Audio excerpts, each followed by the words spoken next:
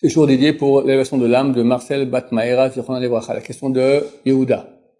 Alors, dans l'Adfila, on voit qu'il y a un passage où il dit, pour les délateurs et les hérétiques, qu'il n'y ait pas d'espoir et tous les seigneurs en instant qu'ils soient perdus. Qu'est-ce qu'un délateur représente? Ok, donc comment on dit les délateurs? Délateur, c'est tout simplement quelqu'un qui, en bon français, balance un juif ou son argent, c'est bien, à une instance autoritaire qui ne juge pas d'après les lois de la Torah. Donc, par exemple, une chose que beaucoup de gens ne savent pas, hélas, mais c'est extrêmement grave, c'est qu'il y a une chose que celui qui intente un procès à son prochain, donc à un juif à un juif. Si c'est un non-juif, on n'a pas le choix, d'accord? Mais un juif qui intente un procès à un autre juif dans un tribunal qui n'est autre qu'un tribunal rabbinique, d'accord? C'est marqué qu'il lève la main contre la Torah de Moshe. Et il souille le nom de Dieu, des trucs terribles. C'est extrêmement grave.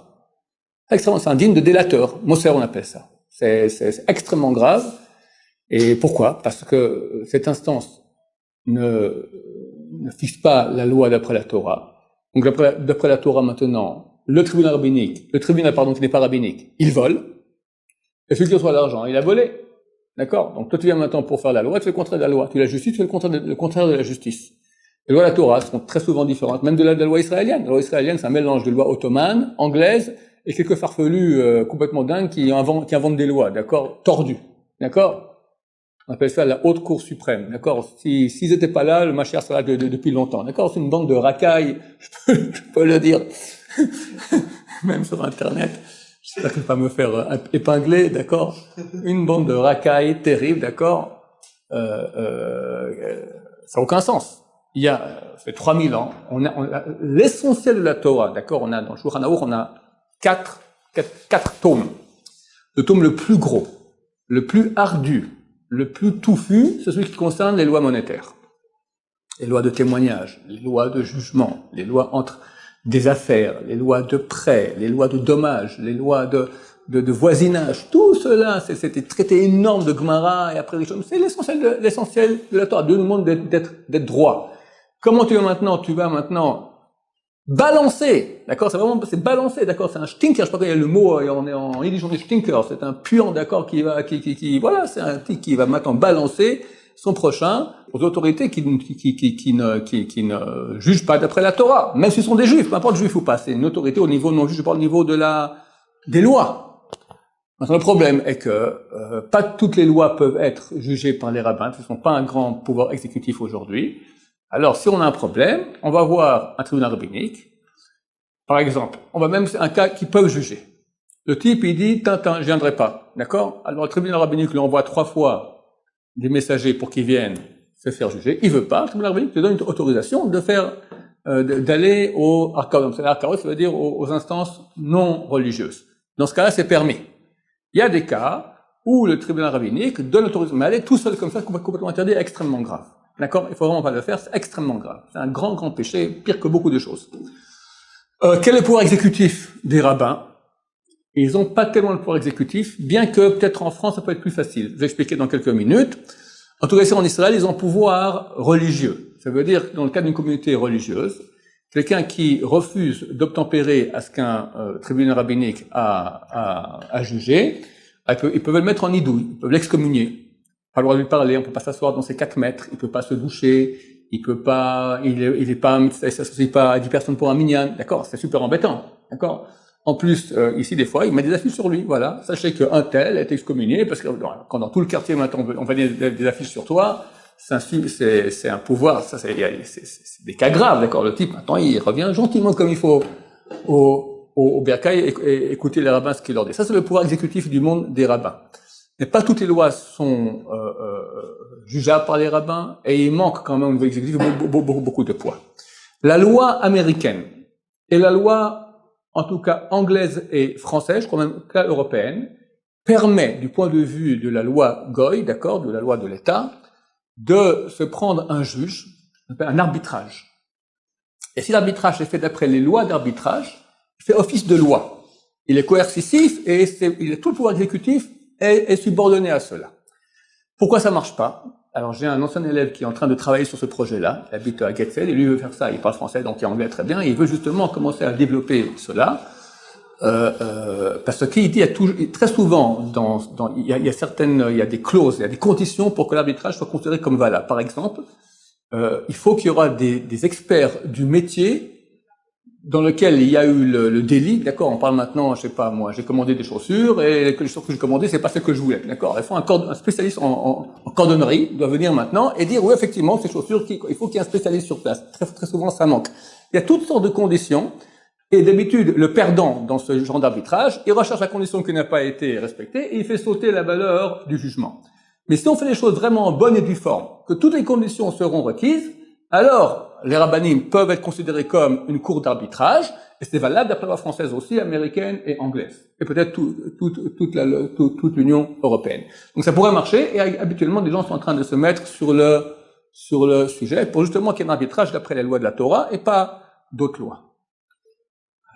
Plusieurs questions. Ouais. Comment un arbitrage peut fonctionner quand les lois d'arbitrage elles sont dictées par un tribunal qui n'est pas rabbinique déjà? Non, alors de nouveau, si maintenant j'intente un procès à un ami juif, d'accord, un monsieur juif, à une cour d'arbitrage qui ne juge pas d'après la Torah, c'est interdit. On dit que la cour d'arbitrage, en l'occurrence, ça sera le tribunal rabbinique. Oui, mais les lois d'arbitrage, pour qu'elles soient valables dans le pays, non, elles sont dictées par le tribunal. Non, les lois d'arbitrage, c'est comme les arbitres vont décider. Ils sont tout à fait d'accord que tu juges d'après les lois de la Torah. Il n'y a aucun problème là-dessus. Ok, bon, comment, si on veut se faire juger par un tribunal rabbinique, qui contacter, comment savoir s'il est réputé sérieux ou pas, est-ce qu'ils sont tous sérieux? Alors, bon, au Hachem, c'est comme partout, tu as des super bons tribunaux rabbiniques, des moins bons, et voilà, on se renseigne, c'est vraiment pas compliqué. C'est bourré, il y en a beaucoup, et voilà, c'est pas compliqué. Tu vas là-bas, tu dis, voilà, je veux faire un procès à machin pour X, Y, Z, et il lui envoie une lettre, et ils sont fait venir, tu fais juger, et avant, quand tu rentres là-bas, tu fais un kinyan, tu fais un acte d'acquisition, que tu t'engages à faire tout ce qu'ils te diront, ce qui, donc, c'est d'où vient leur pouvoir, parce que toi-même, tu t'es subordonné à toutes les décisions qu'ils donneront, et voilà, et ça t'oblige, après la Torah, de pratiquer cela. En tant que personne religieuse qui a la crainte de Dieu, c'est 100 000% valable. Ça marche dans tous les pays, ça, un peu. Non, pas dans tous les pays. Pas dans tous les pays. En Israël, il y en a beaucoup, en France, il y en a très peu. Il y a un tribunal rabbinique que je sais, donc israélien, qui va en France, je crois, une fois par mois, le tribunal de France. Je connais deux des grands rabbinim qui sont là-bas, le Rav Mordechai Gross, qui est un très grand rabbin, une très grande pointure de Bnei Brak, et le Rav Shimon Zafrani de mon quartier, qui est un très grand rabbin aussi sarade. Ils sont deux parmi les trois juges rabbiniques. Le Bédine de France, d'accord, c'est un truc très bien, mais il paraît qu'il y a une grande queue, il faut beaucoup attendre. Bon, c'est tellement pire que les cours françaises aussi. En cours français, tu fais un procès à quelqu'un, allez, dans 6 mois, tu as une audience, après 2 mois encore dans 6 mois, ça peut prendre des années. Là aussi, ça prend du temps, mais bon, il y a certainement d'autres, je suis pas au courant de ce qui se passe en France, je suis convaincu qu'il y a sûrement à Marseille ou d'autres endroits, je sais qu'il y a à Strasbourg, je sais qu'il y a des grands dayanim, des grands juges rabbiniques, donc eux, ils sont aptes à juger. En Israël, il y en a partout. C'est pas compliqué. Oui. Est-ce que l'État israélien, qui est un État juif, quand il intente un procès à un citoyen, il commet cette faute-là? Bien sûr. Ouais. Être juge en Israël, c'est tout à fait. Non, si l'État, bien sûr. L'État, le juge, tout l'appareil de la justice israélienne, pour nous, il est archi faux. Faux, interdit, c'est de la vraie délation. D'accord? C'est de la balance. La balance, pourquoi? Parce que ils vont juger d'après une loi, ils vont dire, t'as Rouven, t'as Shimon, d'après comment je pense, Shimon, tu dois à Rouven, d'après la Torah, non. Alors, par exemple, pour faire payer à Shimon de l'argent, Rouven dit, Shimon me doit de l'argent. T'as des témoins? Oui, j'ai un témoin. Il vient, un rabbin avec des périodes super cachères, tout ce que tu veux dire, ouais, je suis témoin que Shimon doit cet argent à Rouven. D'après la Torah, ça vaut absolument rien, il faut 2 témoins. D'après la loi israélienne, bien sûr que c'est valable, un témoin est valable. Pour nous, c'est complètement faux. Donc si maintenant on fait sortir l'argent de Shimon et Rouven, on est voleur. Shimon est le volé, Rouven est le voleur. Et tous ceux qui ont participé à cela, ce sont les collabos du vol.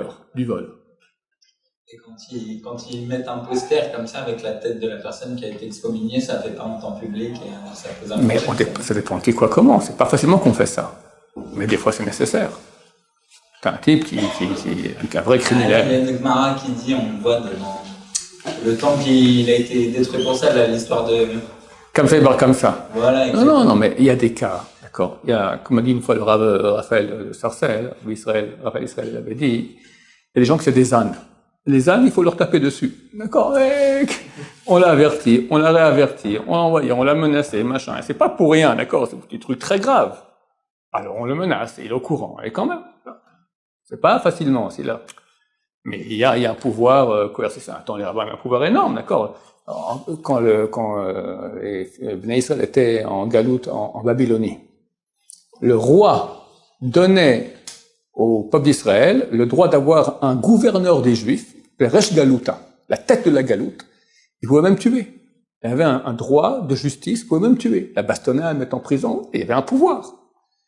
Très bientôt, le pouvoir reviendra. Il y aura la loi juste comme il se doit, Be'er Hashem. Il n'y aura plus de criminels non plus, alors Be'er Hashem, il n'y aura ni de ci, ni de ça. Baruch Adonai, l'olam, amen, amen.